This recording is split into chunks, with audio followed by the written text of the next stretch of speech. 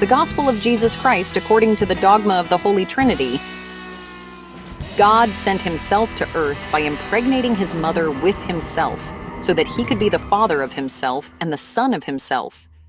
This was so he could sacrifice himself to himself, by allowing his creation to commit the sin of murder against him. Then, he could allow himself to forgive his creation and save them from the eternal punishment that he intended to inflict upon them. As God's earthly self neared the age of 30, God had his pure and sinless self baptized by his earthly cousin. And when he had done that, he spoke from heaven saying, "I am very pleased with myself." After being baptized, God led himself by his own Spirit into the wilderness to fast for 40 days, seeking guidance from himself, to clarify his mission for himself, and ensuring he was in alignment with his own will. After 40 days, he was hungry, and his own angels, who he himself created, ministered to him. During this time, God allowed Satan, who he himself also created, to test him.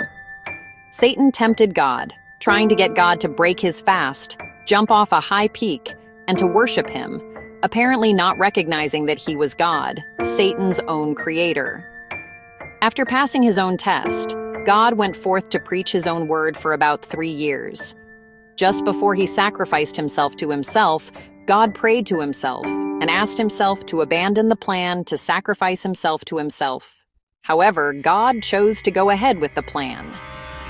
So God submitted to the will of himself and sacrificed himself to himself. When God was hanging on the cross, God cried out, my God, why have you forsaken me?" apparently forgetting that he himself was God and that he had sent himself to sacrifice himself to himself.